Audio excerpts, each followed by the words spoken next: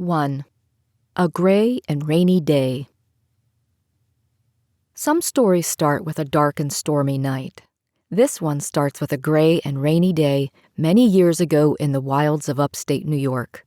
But before we get to that part of the story, we have to go back to when the small peaches and cream cat, with a nick on the tip of her ear and a scar on the side of her face, spotted a new human moving into the old house.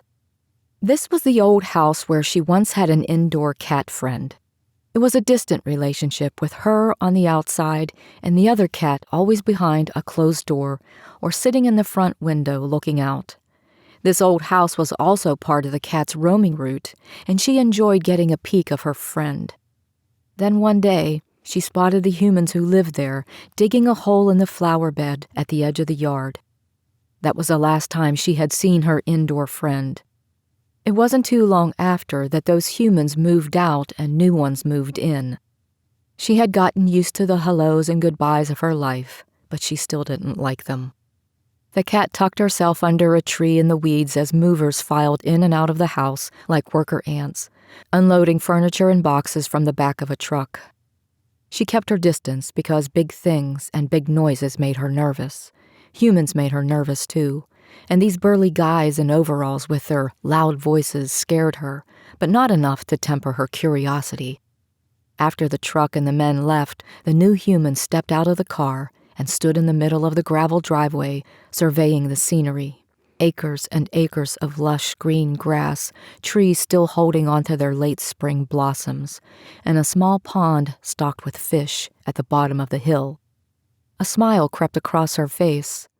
Even if it was a half-hearted smile, the cat took that as a good sign. She got a sense that the human's heart was somewhere else, thinking of someone else who was no longer around.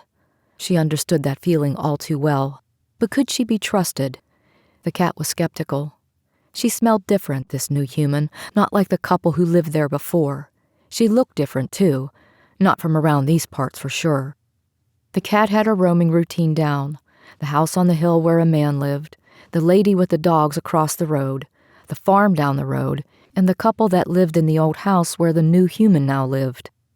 This new arrival threw everything off for the cat, at least until she could come to trust this human, if she could trust this person. Would she be nice to the cat? Only time would tell. Would she be nice enough to leave food out for the cat? That was the biggest and most important question of all. The cat went about her business over the next few months, visiting her favorite places, minus the old house, hoping to find food for herself and her growing kittens. There were only 2 this time, but 2 was still too many to feed when food was scarce and kindness from humans was even scarcer. So that brings us back to that gray and rainy day. This was the day the cat caught the human watching her from the window of the living room of the old house. The 2 kittens were much older now. They stayed with their mom to share whatever food they found, whether it was a field mouse, a bunny, or a bird, or bits of dry kibble from the woman with the big scary dogs who lived in the pole barn across the road. The heavy rain was unforgiving and relentless that day. The busy road where noisy dump trucks and work trucks, spewing out diesel fumes, traveled every day was practically a river. Water collected in the grooves of the road's surface and spilled over onto the shoulder where the cat and her 2 older kittens walked single file. Heads down, shoulders hunched, she and the kittens dodged puddles, searching for a place to hide until the rain passed and they could get warm and dry. The cat glanced over her shoulder to see if the human was still watching her. She was. She had pity in her eyes and even said something like how the poor cats looked like they were in a scene from a sad movie. The cat turned away and focused on a drain pipe that ran under the driveway of the lady with the big scary dogs. There was a steady stream of water going in along the bottom, but the pipe was wide enough and long enough that the 3 of them could fit inside without getting soaked. It would have to do until they could hunker down somewhere warm later that night, maybe in the barn of the farm down the road. Once inside and settled, the mother cat peeked out of the drain pipe and saw that the human was still standing at the window, watching them closely. In her short life, the cat had learned that there were 2 kinds of humans in her territory: ones who completely ignored her and her brood, which meant no food for them, and ones who chased them away with a broom, a scream, or worse, which meant danger for them. She learned who to trust and who to avoid, but this new human could be a fresh start.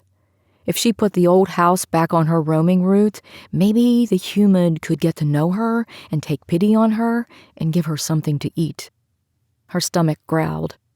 When the rain let up, as soon as the rain let up, if this blasted rain ever stopped, the cat would hunt for something, anything, possibly from the garage of the woman with the dogs.